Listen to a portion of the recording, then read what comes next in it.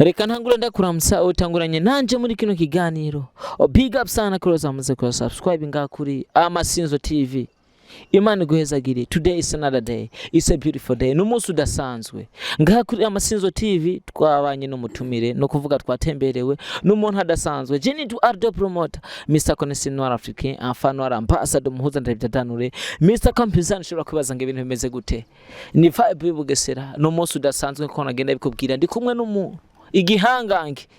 Hey, mwite Mr. Babylon ariko vyinshi mwerekeye turaza kuvyumva turi kumwe hano muri kino kiganiro. Reka ndamuha ikaze rero. Reka ndamuha ikaze ariko bane natwe muri kino kiganiro. My brother. Umeze fresh sana man, umeze gute kabisa? Je ndashima bro, wimva gute? Yeah, nimva neza sana, nimva fresh sana kwetu. Yeah. Kabisa. Bro, hari umuntu uno mwanya akubonye ubunyene. Ariko yimvira kumenya yifuza kumenya byinshi bikwerekeye. My brother, ukwibwira abantu bari ko baradukurikirana bariko barakuraba muri kano kanya nga kuri Amasinzo TV. Yeah, Jeny to jimy mnyama be black igitabo cirengagijwe n'umusomyi kabisa. Yeah man. Jimy mnyama big black kabisa, amajambo menshi sana. Na uri Noir Africa bro? Noir Africa kabisa. Girabibona nawe ikari raturanga, ibara riraturanga turirabura kabisa. Niyo Noir Africa ndibato. Yeah kabisa. Umu Babylon Mr. Babylon kabisa. Yeah man. Style nziza cyane my brother. Duhera ho nyene bro, wiyumvisemo gute brother ko vise impano yo kuririmba bro? Imana yo kuririmba mu bisanzwe hari ibintu uba wumva ari ibintu vyawe kuva kera. Je ndibaza ni kuva zamani, ni kuva kera niyumva mwenyene mvuga ati je ndaririmba ndabizi kuririmba. Gusa problem usanga ari famille zacu ugasanga ntibabitwemerera, biba bigoye nyene. Gusa je kuririmba ni kuva kera, no mu makorale twararirimbye kenshi tu. Yeah. Buriya Mr. Babylon asanzwe ari umusenzi. Jimy mnyama asanzwe asenga bro? Yeah, ndabona gutudasenga man. Pentecost. Oh. Yeah. Kabisa. Jimy mnyama kapera kidogo Babylon. Twumvirize style nziza cyane my brother. Nakunze uburyo uririmba bro. Yeah. Ngo stop. Vao genda kuba Babyloni bagenzawe mwumvikane canke ndabacane okay stop kabisa. Vao genda kuba Babyloni bagenzawe mwumvikane canke ndabacane yeah nushaka kontera imbere ngufise umutima nk'uwigihere yeah je nawe bihere yeah nivyo kabisa.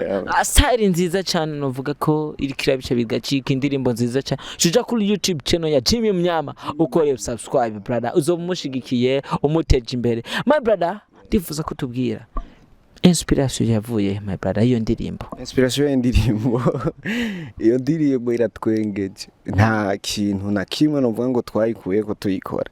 Ni kujya uri muri studio gusa kaca wumva vibe nyene yo gukatira aba Babylon bikaca biziramo byose ikirakogwa biba biraheze. Ntaho vye novuga ngo byaravuye kabisa. Kuva kera wari usanzwe uririmba uko? Yeah, kera nari umuraperi, kera twararapa. Buriya nararapa indirimbo za kare twarimba turi babiri twararapa. Ngitangwe kuja muri studio ya mbere na twaririmba hip hop. Aho ducanira nyene fresh ibintu bikagenda fresh sana. Ibintu vyacu kameme. Yeah.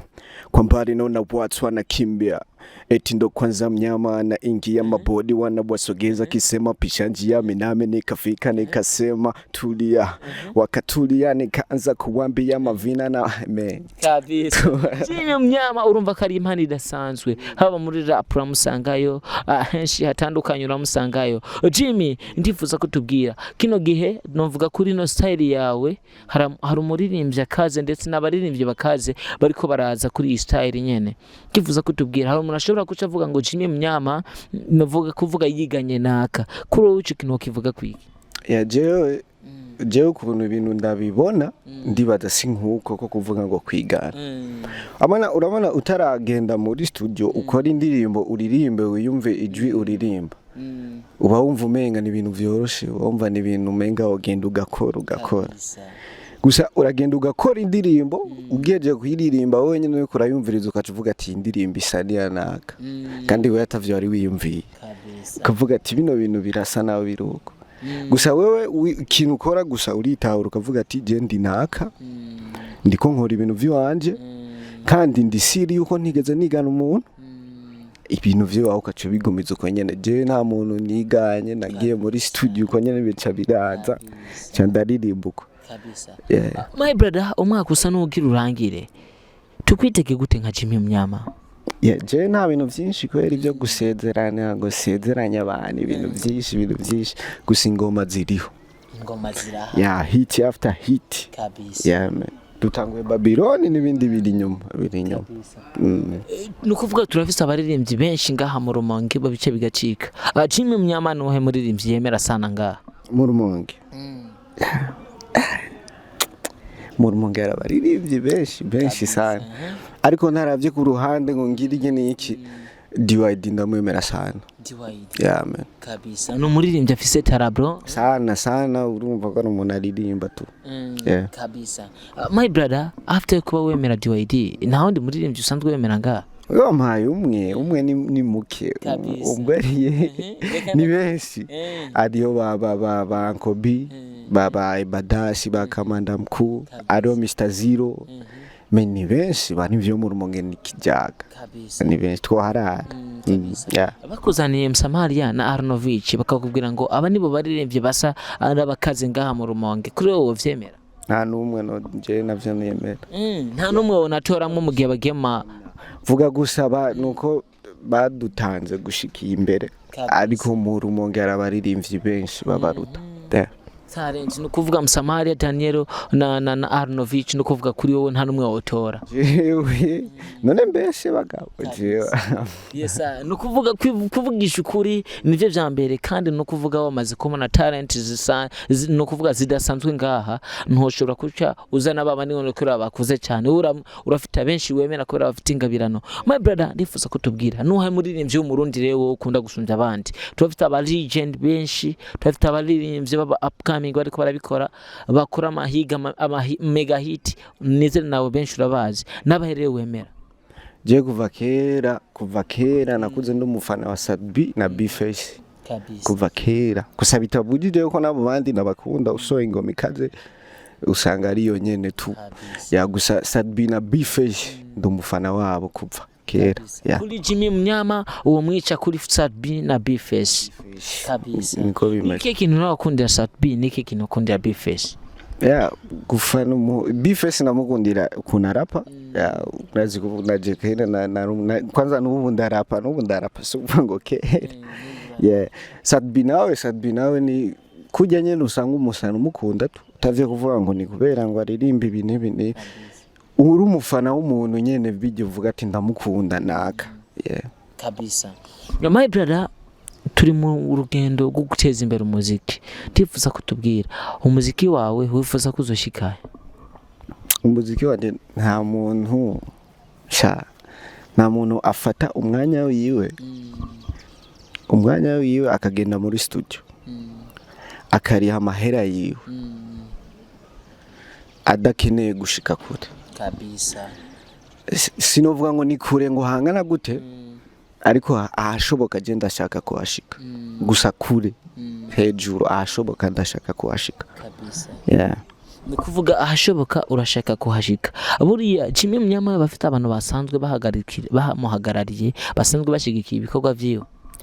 Muri uwo mwanya novuga producer wanje novuga amfasha mu bintu bimwe biba bikenewe vya hafi ariko mu bisanzwe ndimenya tu kabisa.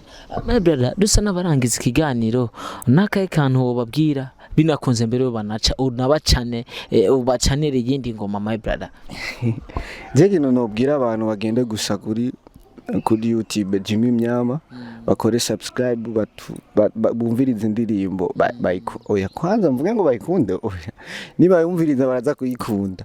Je ndi sir Babylon n'ingoma ya bye na indirimbo ikwije ibisabwa kabisa bagende kuri YouTube bayirabe baraza kuyikunda ndabizi bagende no kuri Amasinzo TV kabisa Amasinzo TV bakore subscribe ibintu bigume bigenda kabisa fresh sana kudushigikira nivyo no basaba kabisa acha nile kidogo sasa You make it feel so good tuma numva nezerewe abatabizi nabo bakavuga natewe bakoma induru biruka ati jimy yinjiriwe najaho ndinga caguma nezerewe nikachana we vesi kanuga wengi wakanwa bila kusahau kuoga wakasema natumia uchawi ya nini naroga nikasema tulieni kwanza mwese gonga kama una swali basi wewe bonga tena msikonde kesha wapa nyubanga je ndabacanga ndabereka ubuhinga ndabegera barambwira kabisa jimy mnyama reka ndagushimiye kuri kano kanya my brother namwe ndabashimiye ku mwanya wanyu kabisa akira 5 bro kabisa dusa n'abarangiza ikiganiro twagejeje Jenny to Ardo promoter reka ndagushimire uwafashe kano kanya kawe uradushigikira nshimira nawe udengeshanya kudukurikirana uko bweko bwije wafashe iminota yawe ingano kuri hano uradukurikirana Imana iguhezagire Jenny to Ardo promoter Mr. Connection wa Afrique afano arampassador muhoza ndabitanure Mr. Compensation ini Amasinzo TV Imana iguhezagire